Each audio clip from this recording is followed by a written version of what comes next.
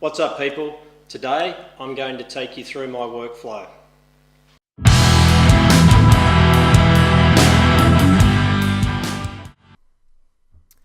Welcome back to the channel. I'm Andrew Gosling. I'm a motorsport photographer in general.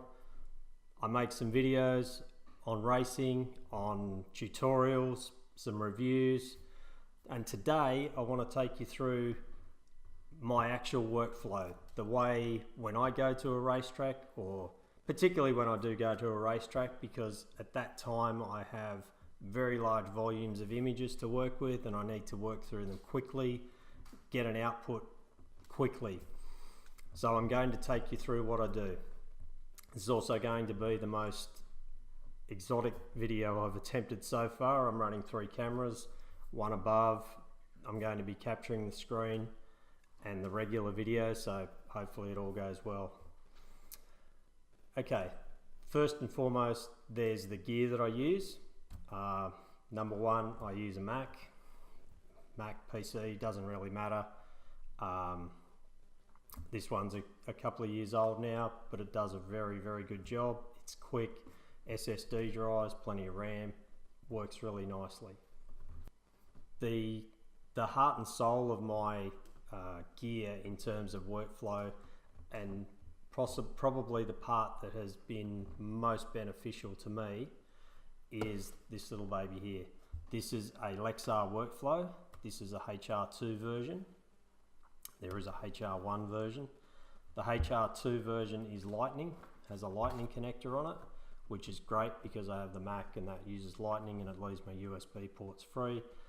There's a USB 3 port there, so it works with that as well. The HR1 is USB 3 only. Now, disclosure, I'm not sponsored by Lexar in any way. I love their gear. I've used their gear for years, and I honestly believe that this little unit here is possibly one of the best things that's ever hit the market in terms of image management and the ability to work with it quickly and efficiently. The really sad thing about it is that you can't buy these at the moment. You can still find them around. I actually bought this HR2 unit just before Christmas. A camera store was offering them at a really good price, so I grabbed it while I could. I still have my HR1 version, which is now as a spare.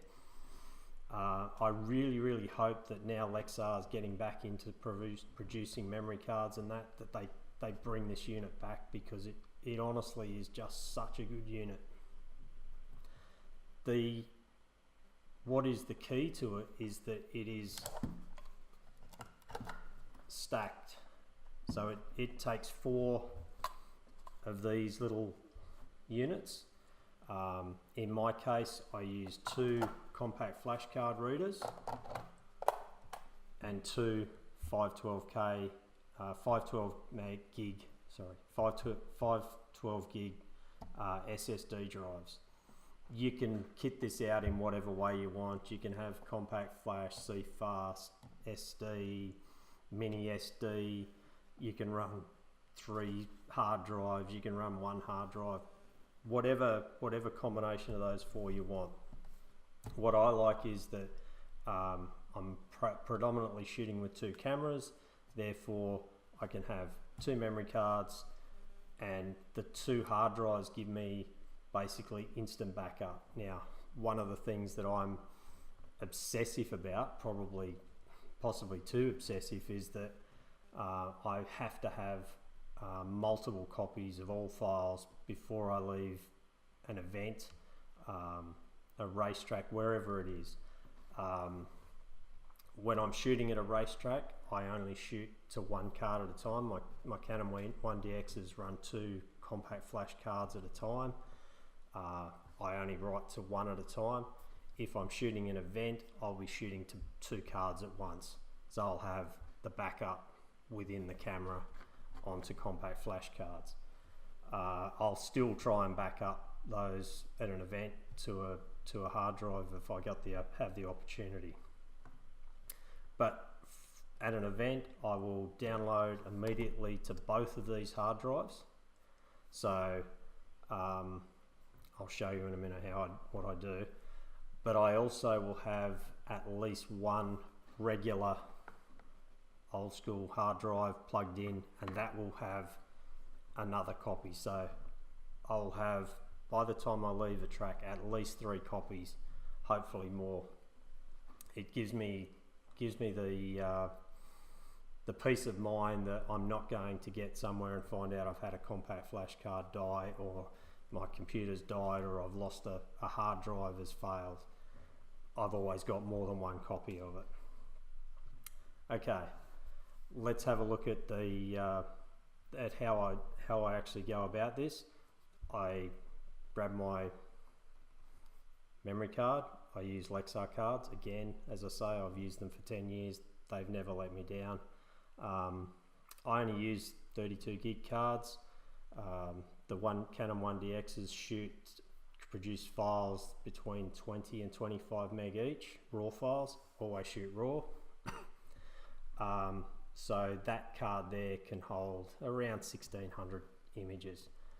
And as I've said before, one of my keys to a good workflow is to be very thoughtful about what you shoot and how much you shoot. Don't just spray and pray at things. You know, when you're shooting, you only need 2-3 images at most at any time, and don't just keep shooting the same thing again and again. It's once you've got a shot that's a decent shot of a particular bike, particular rider at a particular corner, move on. There's no point in just shooting the same thing again and again. You end up with thousands of images, and I do know, photographers who shoot 5, 6, 7,000 images a day, and that would just do my head in. Okay, so I take my card, I insert it into the card reader. If I've got more than one card, obviously I fit the second card. Now, I always create a folder, just called test for today. I always copy the files from the card manually. I do use Lightroom, which has the ability to copy files, but personally I create the file structure, and then I copy the files into that file structure. Once that's done, I can eject the card.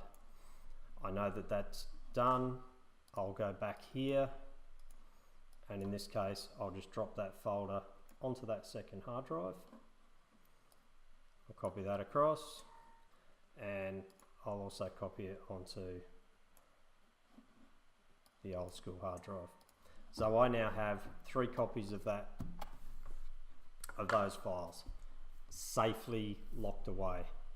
Now we go into Lightroom, which I use Lightroom. I've looked at other programs. Photo Mechanic, really good for fast importing of photos. Lots of things it can do with metadata, all sorts of cool things. But in the end, Lightroom has just worked out, and I've used it for so long, and I'm comfortable with it, and I'm happy with it, so I keep using it. So first thing I do, I go import files. Now normally I would have don't import suspected duplicates, but I actually have to uncheck that simply because I've already imported these files that I'm using. I go down, I look for Lexar workflow, test. There are the files that I want to import.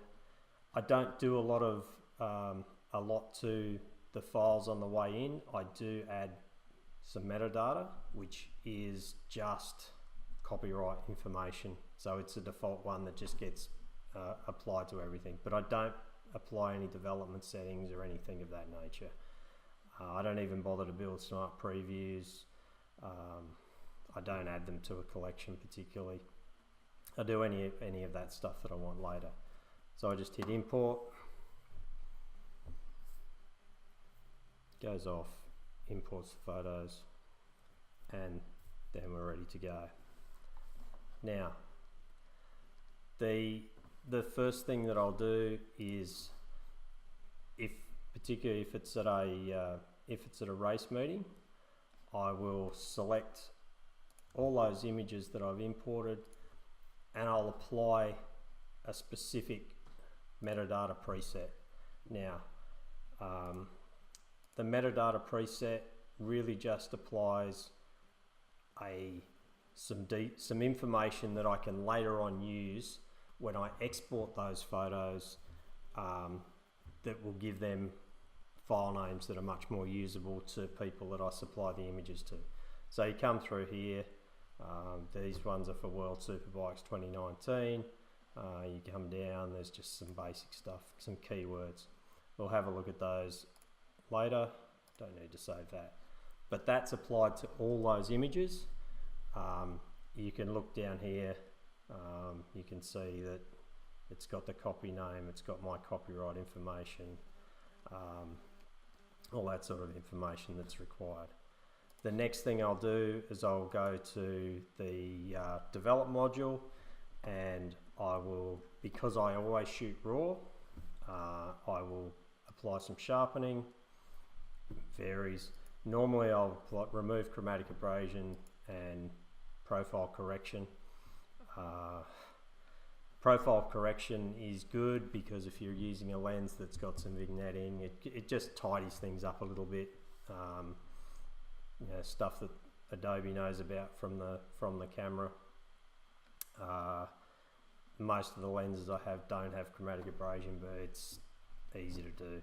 And then I sync that across all the images. After that, the way that I've found to quickly go through images and quickly get access to as many images as I can is that I by default go in and flag images that meet what I classify my minimum requirement. That means they have to be super sharp. And when I do that, I just flag them as a pick, go through, you can see they're sharp, and I flag them as a pick. And if one of them's not sharp, then I don't flag it. What that then means is that I can then filter by that flag, and I know that every single image that's got a flag meets my minimum requirement. So I don't have to worry about it anymore. I don't have to zoom in, check it in any way, shape or form. I can just go, okay, I want to use this image, I want to use this image. What do I want to do? I might want to just crop it a little, you know, I might just want to put it a little bit like that. Might say, oh, shadows, yeah. The more you make sure that the shot's right when you shoot it, the easier it is, the less you have to do with it. But once you've done those little things, you can say, okay, that image is okay. It's nothing spectacular, but it's ready to go. I then give it a star rating, and in most cases I also say who is that image going to be supplied to. So I might have, you know, a dozen or more people, groups, whatever, that I need to supply images to. So normally I then go through and I'll give it like a color flag so that I can quickly go, is it a 5-star? That way I know it's fine, it's ready to go. Which color flag does it have? That's for X person. And then once I've done that, I can export it. Now, how I export it, the size I export it, depends on who it's for, what the outcome's going to be.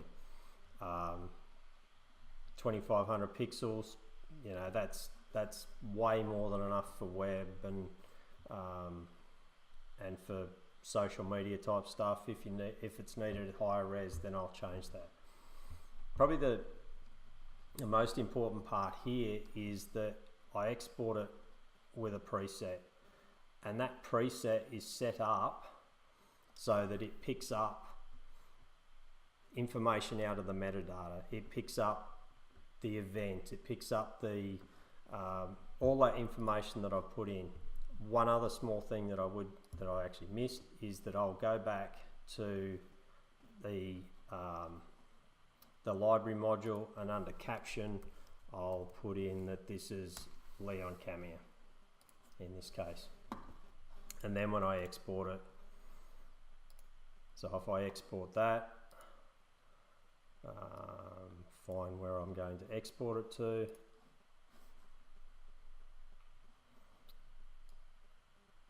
Now it's exported. Let's move this out of the way so I can see what I've got.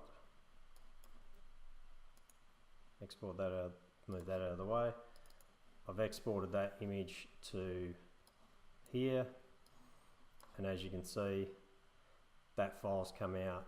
File name includes me, who's created it, create what the event was it's for, and the writer or the details of it. Also contains the original file name, because there's no point in doing all this and then not knowing exactly, or having to struggle to find what the file name is. So that's then the file name. Now, that's the basics of the process. There's one other thing that I do, and it's if I have decent bandwidth, is currently I use OneDrive, and I will back up all of my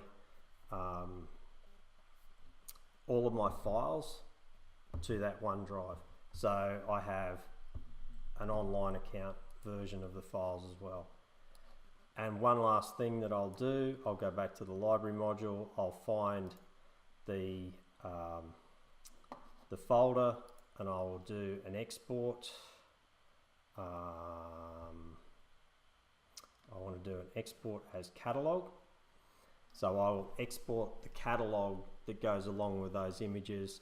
I will make multiple copies of that. So not only do I have the images, I also have all the information of the pics that I've got, the changes I've made, all of that.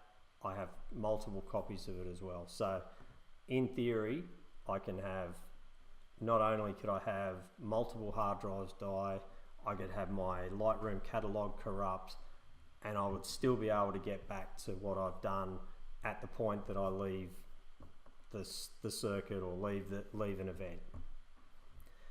It's maybe a bit over the top, but it makes me feel more comfortable about life and not wondering or worrying that something's going to fail. Okay, that's my workflow. Hopefully, if it's given you a little bit of insight in how I work, and it might make life a little bit easier for you. If you like what I've had to say, hit the like button, subscribe, click on channel notifications. If you've got any questions, leave me some comments below. I'll try and answer any questions you've got. Until next time, bye.